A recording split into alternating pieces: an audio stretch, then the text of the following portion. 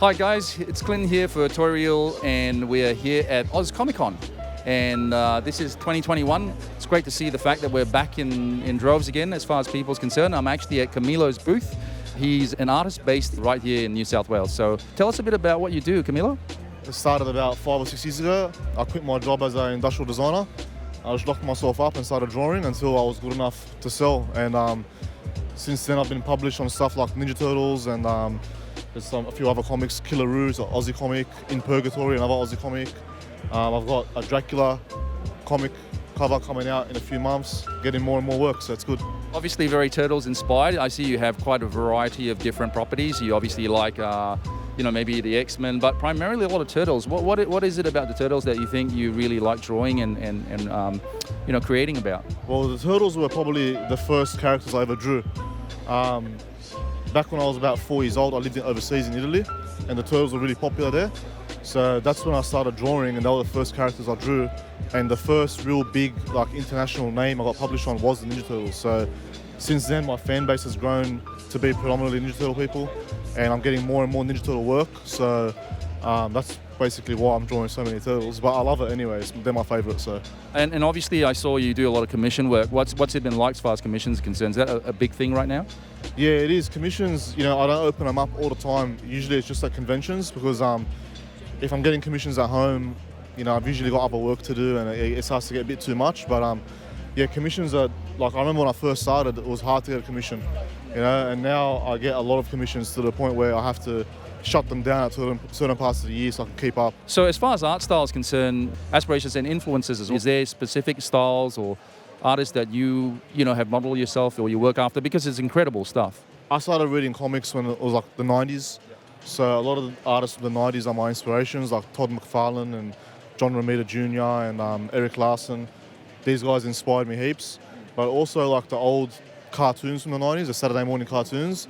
So I think a lot of my style comes from that as well. It's a bit more simple and big eyes and stuff like that. So because I know I'm very familiar with Eric Larson's work as well as Todd. I feel like Eric is probably more the underdog. What are your thoughts and why do you like Eric Larson's work? Honestly, I like his big fists, big jawlines, and as a kid that really appealed to me. So you would say that you've taken work from all these artists and applied it to your own stuff here. Yeah. So very indicative, you can certainly see it. So tell me, as far as preference for the way you draw, the way you ink or the way you color, what are some of the little things that you do? What sort of materials do you prefer? So I start everything on paper. I'm not a pure digital artist. I'll start with a pencil sketch, and then I usually put that pencil sketch onto a light box with another piece of paper on top, and I'll add my inks. And then if I'm adding color, that's when I'll scan it and go onto the computer, or with some of the more recent published stuff I got, you get given a colorist or you go find a colorist and they'll color it for you.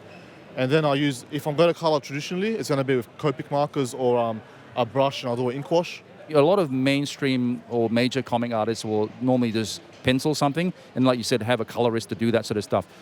Do you find that it's hard or easy doing both? What are your thoughts on doing both? Does that sort of expand your skill set as an artist? Well, coloring is a whole different, ball game. I do my own colors on a lot of stuff, but understanding color theory and choosing color palettes, it's a whole nother level of, whole different discipline. So when you grab another colorist to come on board, and they can usually add something to your work that you would never really see for yourself. So it's, two great minds on one thing is a lot better. Yeah. So usually a colorist really elevates my stuff. But in saying that, I do enjoy coloring my own stuff too. And majority of the time when I color my own stuff, you don't get that third dimension that another person can bring on. Right. Yeah. Cool. So you have a lot of wonderful pieces here on display today, and obviously, like you are selling some of these prints. Which would you say has to be your favorite so far, or to date, one of your favorite pieces that you've done so far? I think my favorite piece is the cover for the last Ronin issue 1 I did. There's a good story behind that piece. Last year when the coronavirus hit and a lot of Aussie comic shops were struggling, so some of the professionals in Australia, they done a charity auction where everyone done some art and auctioned up their pieces, and I had done that piece and it sold really well in the auction, and then someone from overseas saw it and picked it up to make it a cover. So that's a cool little story behind it, That's my favourite one, yeah. Tell us how you scored that gig too, quickly. So what happens is there'll be comic shops around the world that if they order enough copies of a certain comic, they can have an exclusive cover. As long as they get the artist approved by the publisher, you know, they can have an exclusive cover just for their store. And that's what happened. The piece was already finished and was already sold, and that store saw it online and they liked it.